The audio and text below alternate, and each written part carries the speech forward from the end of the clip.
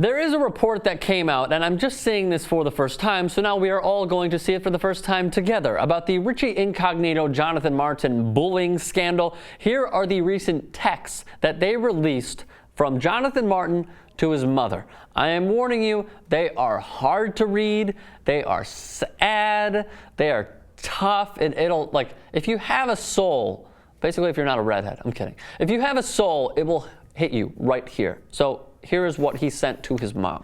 I figured out a major source of my anxiety. I'm a pushover, a people pleaser. I avoid confrontation whenever I can. I always want everyone to like me. I let people talk about me, say anything to my face, and I just take it, laugh it off, even when I know they are intentionally trying to disrespect me. I mostly blame the soft schools I went to. He went to Harvard-Westlake, by the way. I don't know if that's a soft school. I just know that's where he went to high school. Which fostered within me a feeling, I believe you went to Harvard-Westlake, which fostered within me a feeling that I'm a huge pussy, as I never got into fights. I used to get verbally bullied every day in middle school and high school by kids that are half my size. So stopping right there. He is admitting everything that he learned about himself through the Richie Incognito, everything that happened with Richie Incognito. And it's just unfortunate, man. This is a guy who is young, he's in the NFL, and he has to deal with this shit from a teammate, not even a guy who he sees, I don't know, twice a year as a rival to another team. This is a guy that he works out with, that he sees every day, that he has to deal with every day.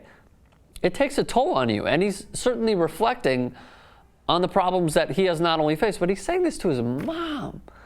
Like, man, that is tough. So, continuing along, Martin's mom responding, my first thought is that I am glad you wrote this down as a way to start figuring it out. There are people in the world with their own insecurities, and they tend to be bullies and confront people.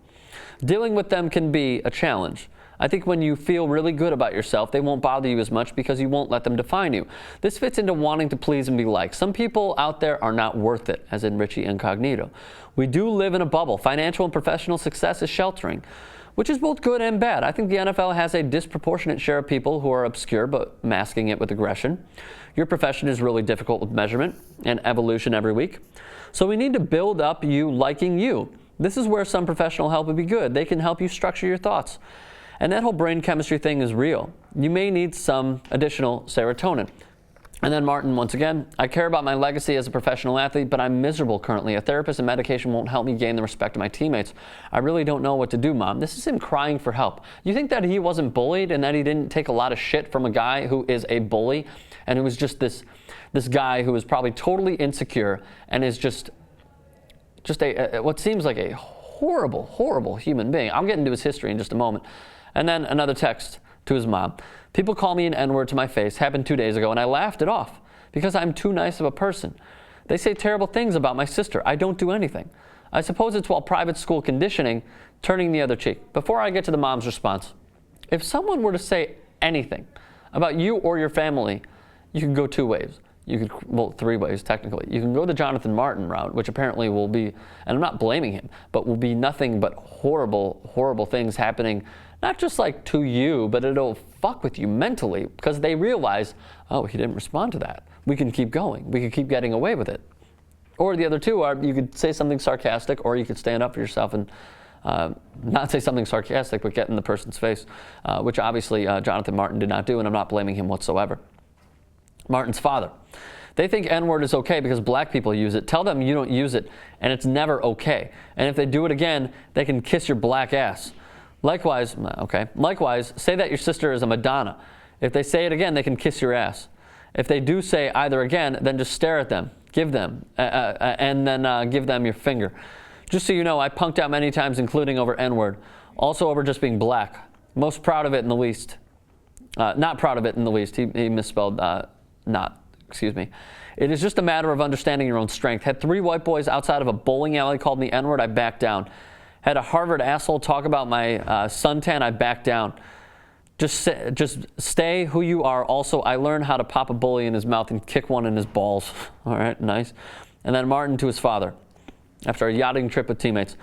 I'm never going to change. I got punked again today like a little bitch, and I never do anything about it. I was sobbing in a rented yacht bathroom earlier. Okay, so I'm going to stop right there. Before you guys, some of you, not all of you, But before some of you absolutely attack Jonathan Martin, let's just go over Richie Incognito for just a moment.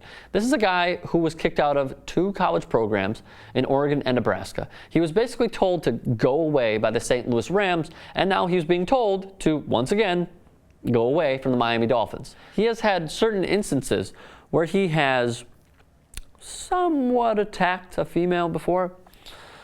Is this a guy that you want on your team? Is this a guy that you want representing the Shield in the NFL? No.